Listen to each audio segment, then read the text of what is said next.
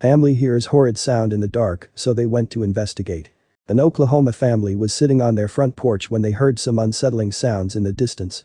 They immediately called the police to report it, but when law enforcement arrived, they didn't find anything. The next morning, the family couldn't shake the feeling something was wrong out there, so they went to investigate. It all started when 9-year-old Hudson Shaw spent the night with 8-year-old Zoe Mattingly, who is her friend and neighbor. Zoe's mom, Tara Mattingly, decided to take the two girls for a ride in the car. "I knew that she liked to take drives a lot because she had mentioned that to me," said Hudson's mom, Dawn Shaw.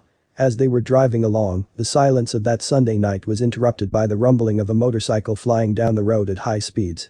Seconds later, a loud screech pierced the air, followed by an earth-shattering crash.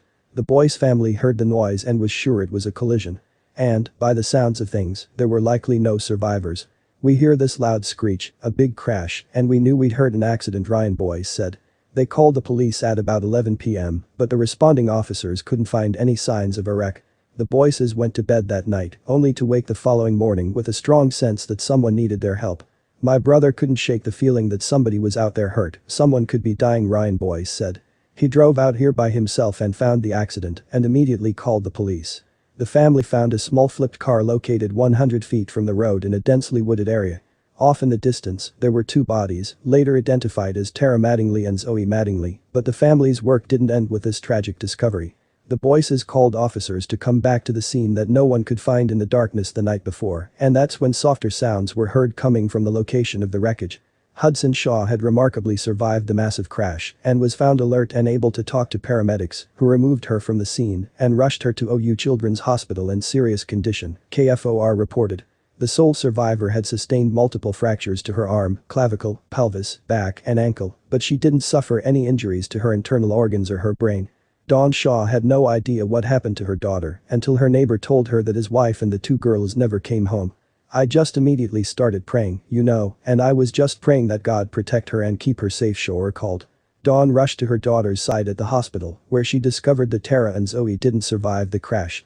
She said she saw Zoe and crawled over to where Zoe was, and they found her with her arms cradling Zoe's head, Dawn said. "It was just devastating. I mean, I just couldn't, I just kind of broke down at that point because I just realized how lucky I was really to have her still here. Very lucky, very blessed," she said about her daughter's miraculous survival. Ryan Boyce is eternally grateful that his brother spoke up and didn't ignore the nagging feeling, prompting him to look into what he knew in his heart had happened.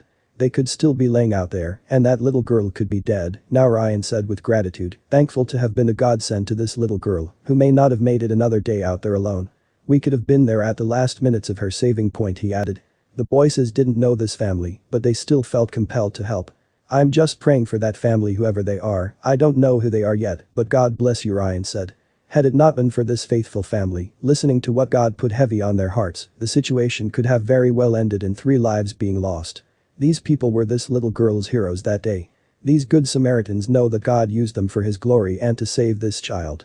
Her life was spared that night for a reason. She has a purpose to fulfill on this earth, and God has a plan for her.